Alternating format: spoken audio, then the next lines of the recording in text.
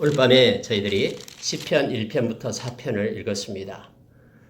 오늘부터 시편을 들어갑니다. 아마 1편부터 150편까지 가는데 그렇게 많이 걸리지는 않을 겁니다. 시편은 우리가 가장 많이 시편을 쓴 사람은 다윗이라는 것 알고 있습니다. 다윗은 72편의 시를 썼습니다. 그리고 두 번째로 아삽이 12편을 썼고요. 고라 자손이 10편을 썼습니다. 물론 여기에는 솔로몬도 있고 모세도 있고 또 작자미상의 사람들, 작자미상의 시들이 50편이나 됩니다. 여러분 시편은 문학서입니다. 그래서 이 시편을 우리가 읽으면서 하나님의 말씀을 받을 때에 문학적인 그런 의미를, 장르를 마음속에 가지면서 시편을 바라봐야 됩니다. 다시 말하면 나타나는 어떤 문자적인 의미보다는 내적으로 갖고 있는 하나님을 향한 그러한 마음, 또 하나님을 향해서 애통하고 통회하는 그러한 심령들을 이 시편에서 우리가 보기도 합니다. 또한 하나님께서 어떠한 마음으로 하나님의 뜻이 무엇인지 이 시편을 통해서 우리에게 말해주고 싶어 하시는 그러한 의미가 뭔지를 우리는 느껴야 됩니다. 그래서 시편은 마음으로 읽어야 됩니다. 눈으로 읽는 것이 아니라 마음으로 읽어야 됩니다. 여러분 성경의 모든 부분들은 우리가 잘 아는 로마서 15장 4절의 말씀처럼 우리에게 교훈을 주기 위하여 쓰여졌습니다. 특히 그 중에서 우리에게 소망을 주고 우리를 위로하고 있다라고 성경은 말합니다. 시편은 하나님의 백성들이 그런 여러 가지 환경과 상황 속에서 하나님을 향하여 절규하며 또는 찬양하며 또는 애통하면서 하나님 앞에 마음을 쏟았던 내용들이 시편입니다. 그래서 시편을 볼 때마다 우리의 일상을 보는 것 같습니다. 시편은 그래서 우리에게 위로를 주고 소망을 줍니다. 오늘부터 이제 시편을 시작하는데 오늘 1편부터 4편까지를 읽었습니다.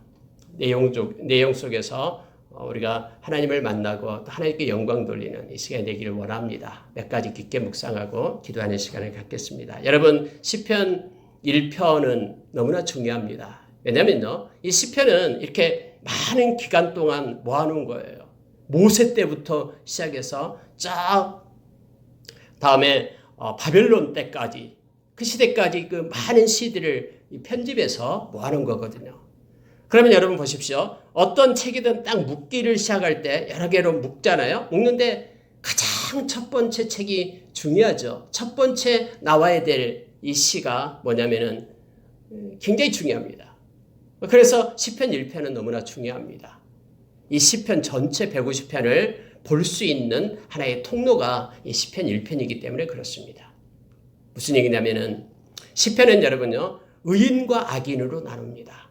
하나님의 백성과 또 하나님을 하나님의 가증스럽게 여기는 것, 하나님이 원하지 않는 그 일을 행하는 악인들이 나타납니다. 그러면서 시편 1편에는요, 의인에게만 복이 있다라고 선포합니다. 아무리 세상 사람들이 하나님을 떠난 백성들이 이 땅에서 잘 먹고 잘 살아도 그들에게는 이 바라크, 복이 없다라는 거예요. 하나님이 말하는 복이 없어요. 그러니 너희들은 악인의 형통함을 부러워하지 말 것을 시작합니다. 그렇게 말하면서 시작하는 거예요. 그래서 여러분 언제나 복에 대한 개념을 시편 1편은 가르쳐주면서 이 세상 살아갈 때에 복에 대한 가치를 하나님의 백성이 알아라라고 얘기를 합니다. 여러분 우리 예수님도 마찬가지죠. 마태복음 5장, 6장, 7장 산상수훈을 시작할 때 가장 먼저 복의 가치, 복부터 시작하죠. 팔복부터 시작하죠. 그 복의 기준에 따라서 우리가 인생의 모든 방법과 삶의 모습이 바꿔지기 때문에 그렇습니다. 이 땅에서 천년만년 살 것처럼 이 땅의 가치와 기준으로 살아가면요, 그 사람은 천국에 갈 수가 없습니다. 하나님의 나라를 사랑하는 자가, 사모하는 자가 천국 백성이 됨을 우리는 잘 압니다. 그래서 시편 1편은 복부터 시작합니다. 여러분 원래 이 바라크라는 이 복은 무릎을 꿇다라는 뜻입니다. 다시 말하면 하나님 앞에 무릎을 꿇는 것이 복입니다. 하나님께 기도하고 하나님을 의지하는 자가 복 있는 자입니다. 오늘 여러분 이 하나님을 의지하려면 하나님의 뜻을 알아야죠.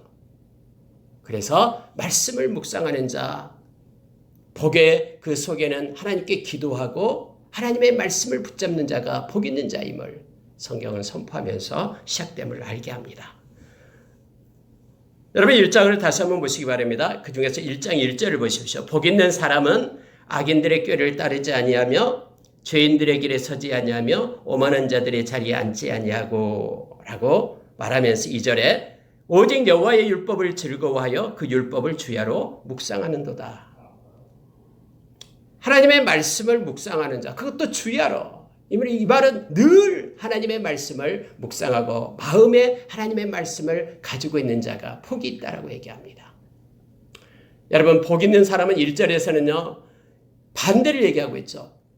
그러니까 하나님의 이렇게 말씀하고 있는 거예요. 즉 하나님의 말씀을 주야로 묵상하는 자들은 악인의 꾀를 따르지 않고 죄인의 길에 서지 않고 오만한 자의 자리에 앉지 않게 된다는 걸 얘기하는 거예요.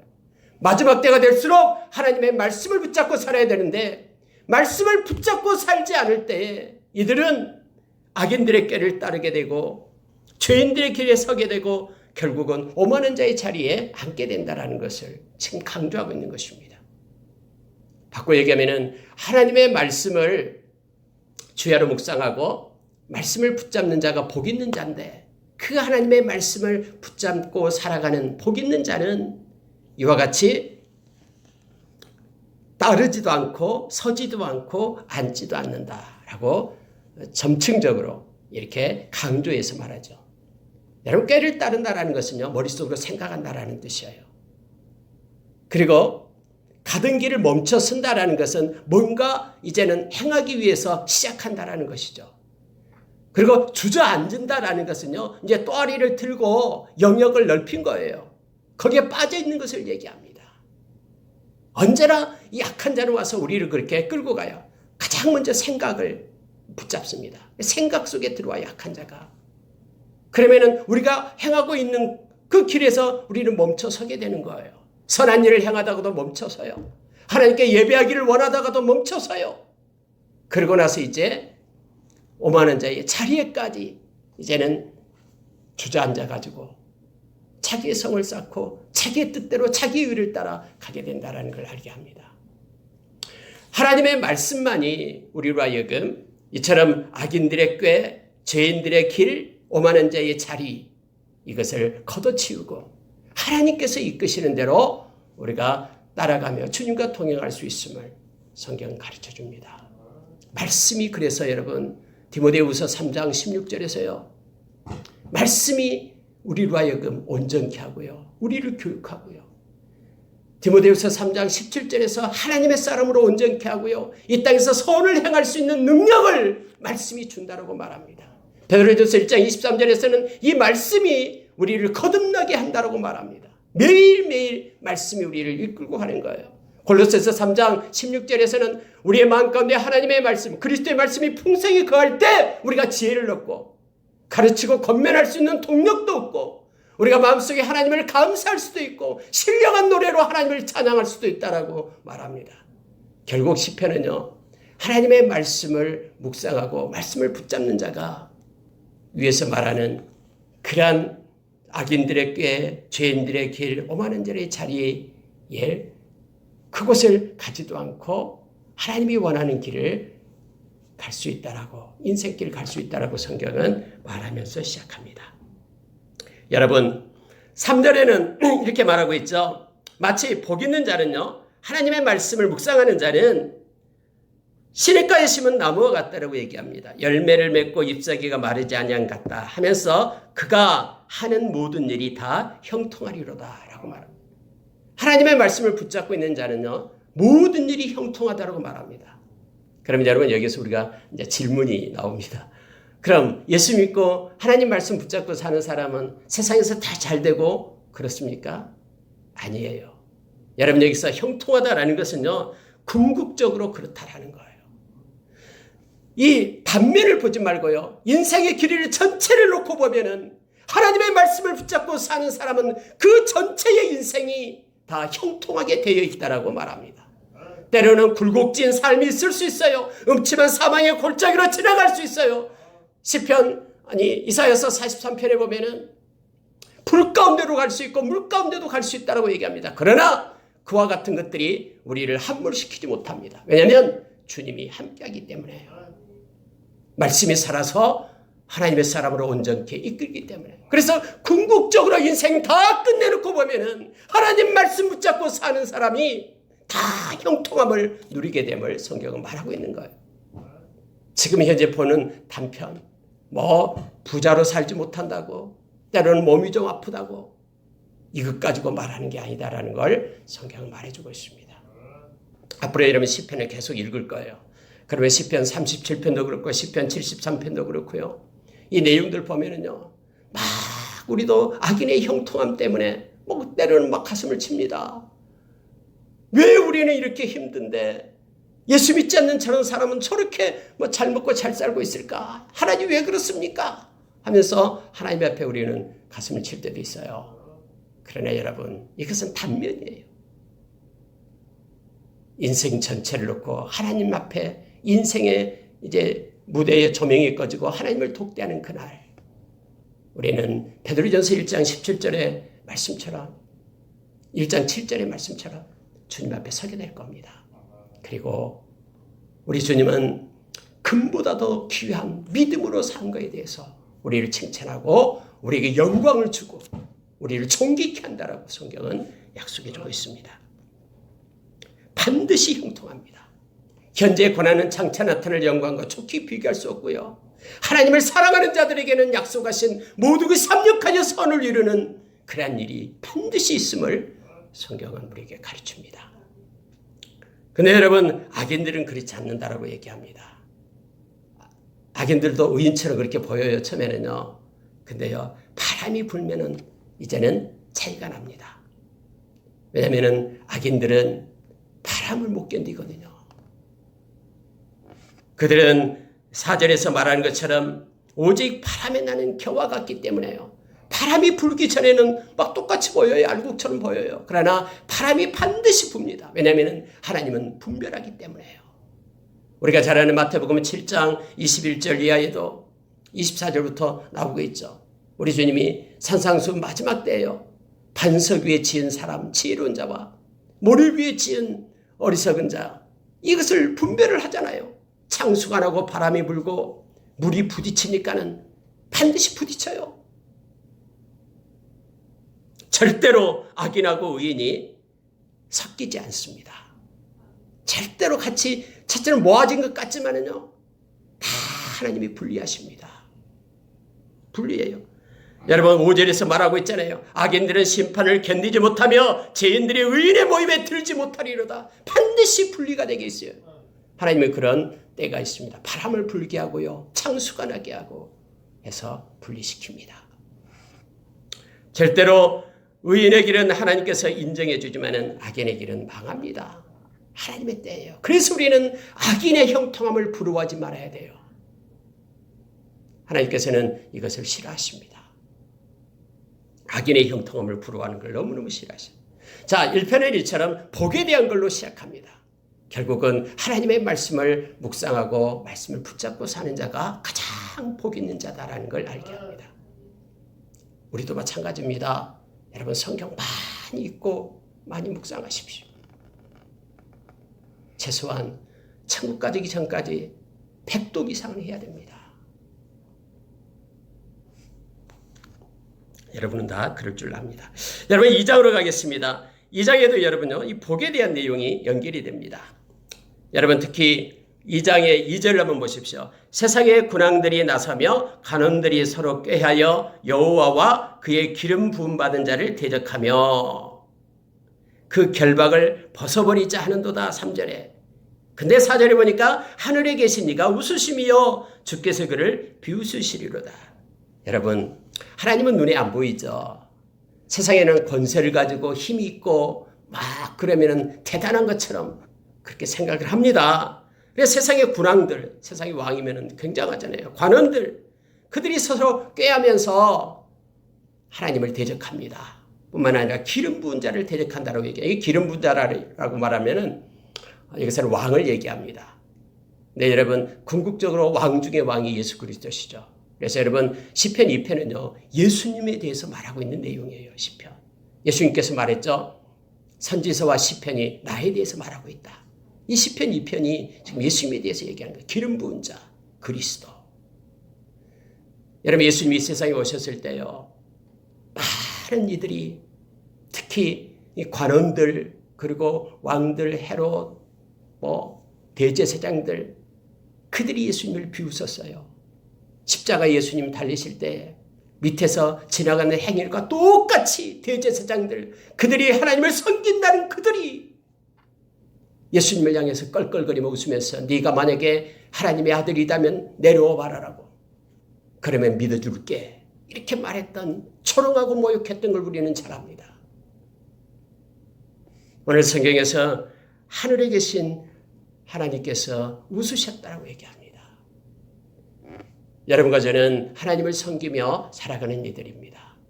눈에 보이는 세상의 권세, 권력을 따르고 바라보는 자가 아니라 공의로우신 하나님, 우리 아버지를 의지하면서 살아가는 이들입니다. 여러분, 앞으로 계속 마지막 때예요. 마태복음 24장, 마가복음 13장에서 나왔듯이 마지막 때에 믿는 자에게 핍박이 있어요. 그러나 우리 주님은 우리와 함께 할 것이며 그러한 고난과 역경을 두려워하지 말 것을 내가 너와 함께하기 때문에 라고 주님은 약속해 주고 있습니다. 여러분 7절에도 역시 동일한 예수님에 대한 내용이 나옵니다. 내가 여호와의 명령을 전하노라. 여호와께서 내게 이르시되 너는 내 아들이라. 오늘 내가 너를 낳았도다 라고 말합니다. 물론 여기서 하나님이 낳은 아들은 이것은 다윗을 가리키죠. 다윗의 왕조 왕을 비유하고 있습니다마는 궁극적으로 하나님의 유일한 아들인 독생자를 나타냅니다. 장차 다윗의 혈통을 쫓아서 온 인류의 왕이신 메시아 예수가 오신다라는 것을 말씀 속에서 지금 예언하고 있음을 보게 합니다. 여러분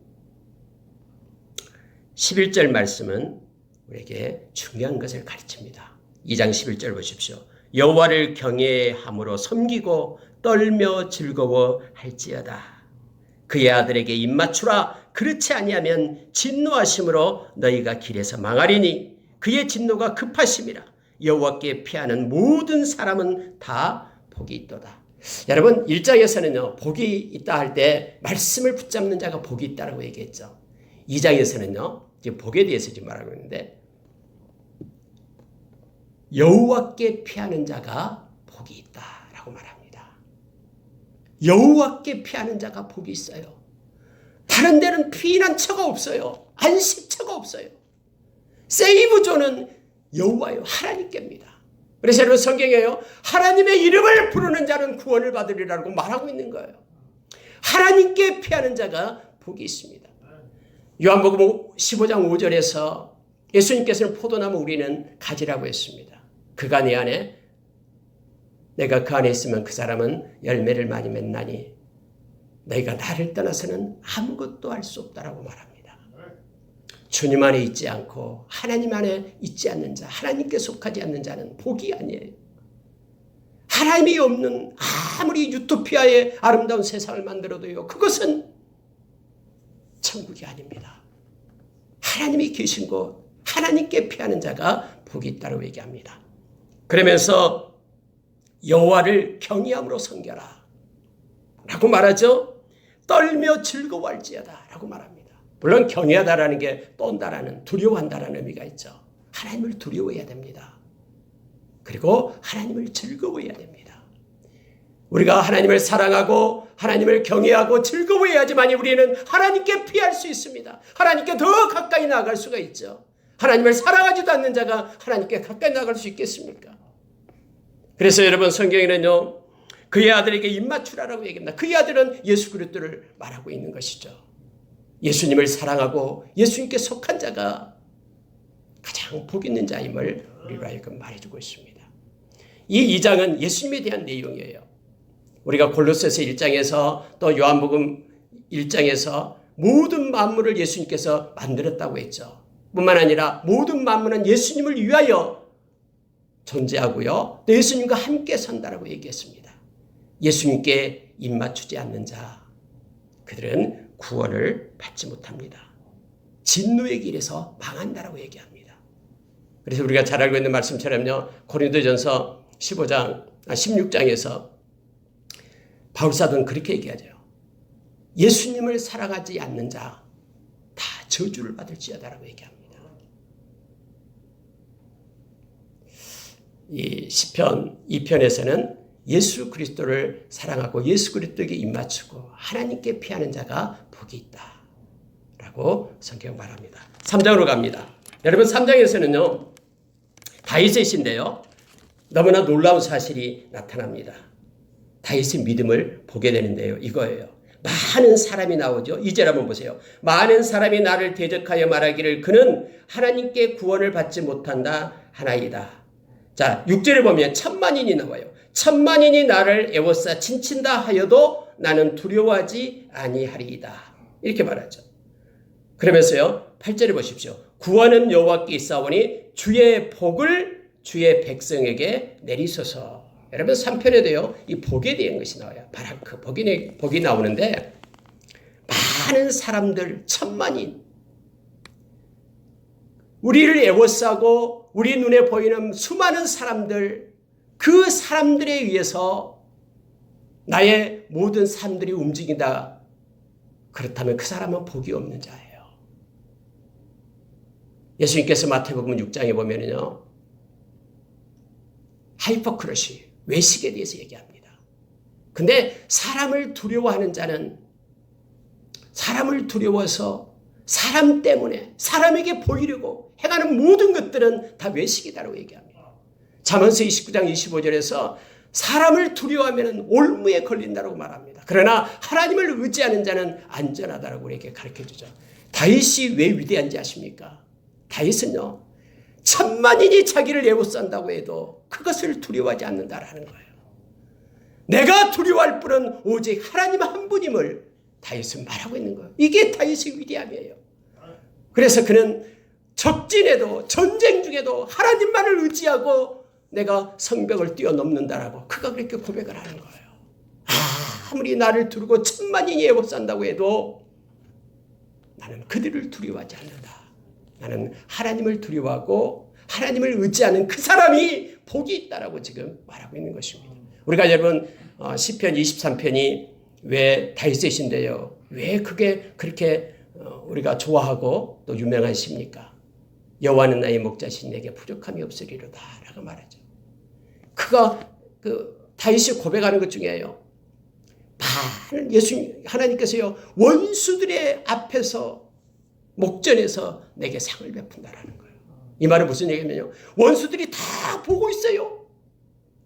그럼에도 불구하고 하나님께서 그 앞에서 하나님이 다윗을 붙들고 세운다. 그 다윗을 세우시는 그 하나님을 다윗은 의지한다라는 거예요.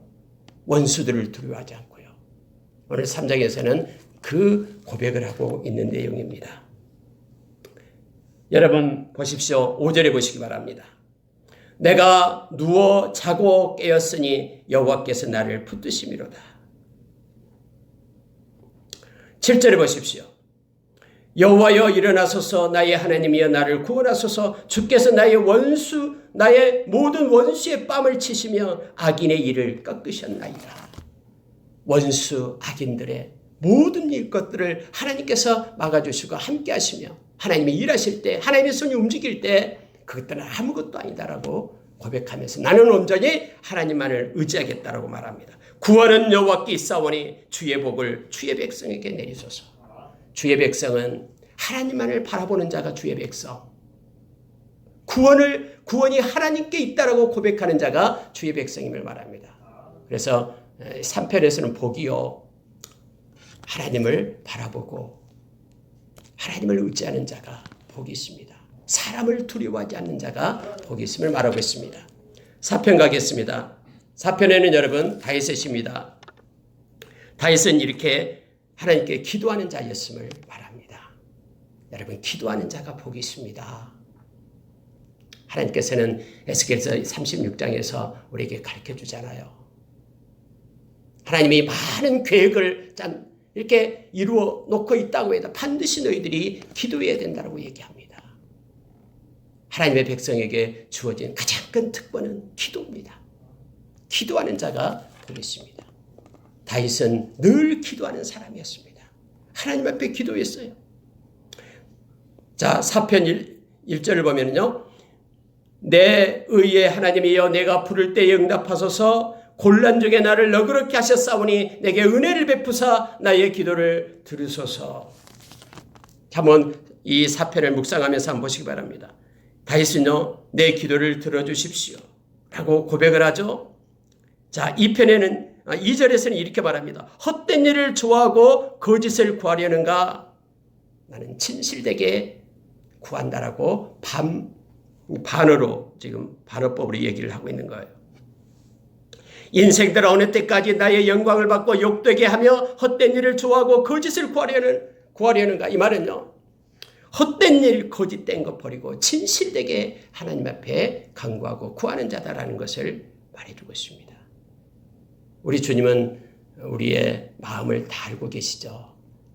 누가복음 18장에서요, 14절 이하에서 바리새인과 세리가 하나님 앞에 엎드려 기도를 합니다. 근데 하나님이 세리의 기도가 의롭다함을 얻고 내려갔다라고 말하고 있죠. 그는 마음으로 진실되게 겸손하게 하나님 앞에 기도했다라고 말합니다. 세리의 기도를 끝내면서 그렇게 말합니다. 주 앞에서 낮추는 자가 복이 있음을 우리에게 가르쳐줍니다. 진실되게 하나님 앞에 기도하는 그 모습을, 다윗의 모습을 말씀 속에 보여줍니다. 3절에서는요, 여호와께서 자기를 위하여 경건한 자를 택하신 줄 너희가 알지어다. 경건한 자를 얘기합니다. 여러분, 경건이 뭡니까? 유세베이야. 경건은요, 하나님과 함께하는 것을 얘기합니다. 하나님과 늘 함께하는 자, 하나님이 이걸 기뻐하는 거예요. 경건한 자를 택하십니다. 그래서 여러분, 산 가운데 크고 작은 일들을 하나님과 함께 나누는 거예요. 아가서 7장에서요, 예술남의 여인은 이렇게 고백을 합니다. 내가 작은 것이라도 사랑하는 자와 나누겠다라고 얘기합니다. 여러분, 우리는 큰 일, 엄청난 고난이 올 때만 하나님을 찾는 자가 아니에요. 작은 것에도 하나님께 감사하고 기쁨을 올리는 겁니다. 경건한 자는 하나님과 함께하는 자를 얘기합니다. 영어로 가들리니스를 얘기했습니다. 가들리, 하나님이 함께한다라는 것.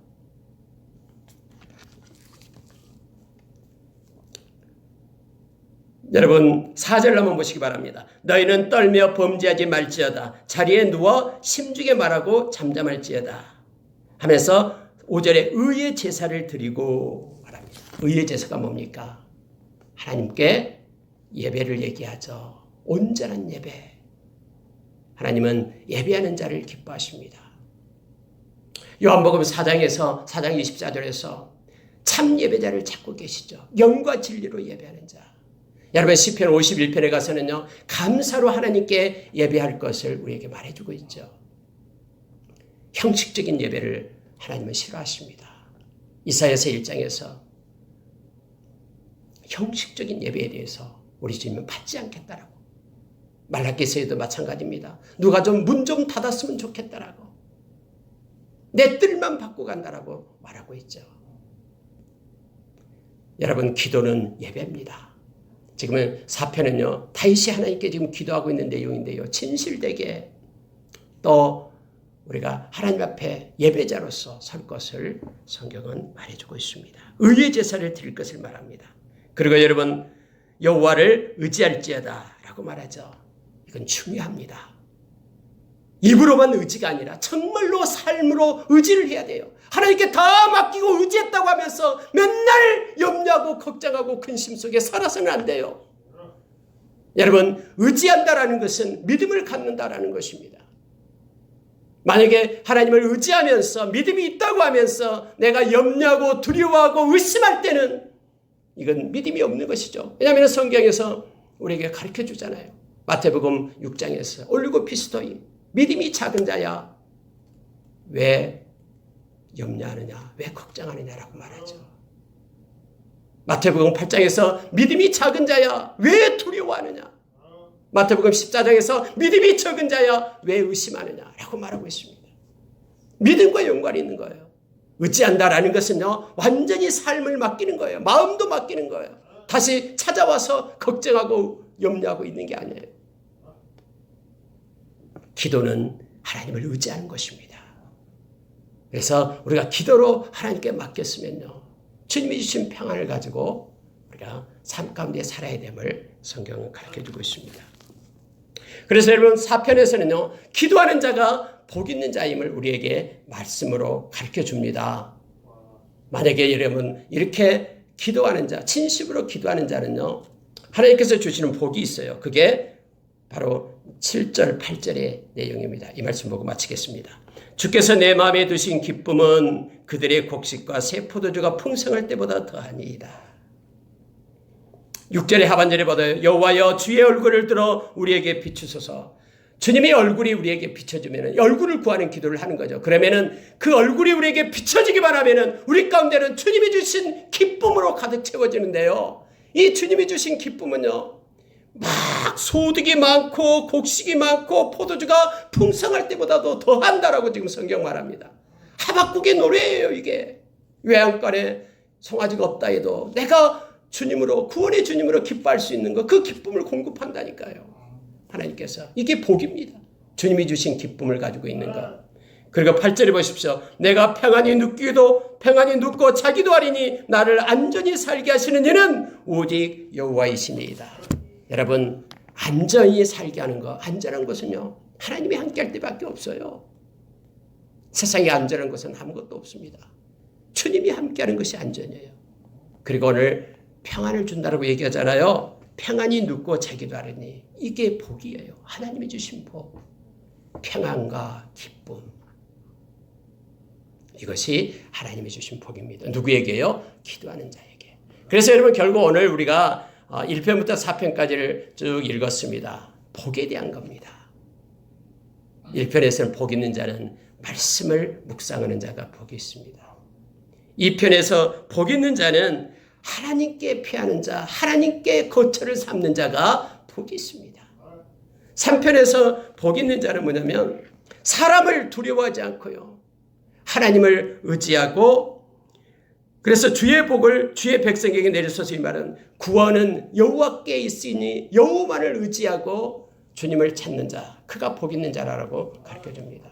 4편에서는 하나님을 의뢰하고 기도하는 자가 복 있는 자임을 우리에게 말해줍니다. 그에게는 기쁨과 평강이 있게 될 것이다라고 말합니다. 같이 기도하겠습니다.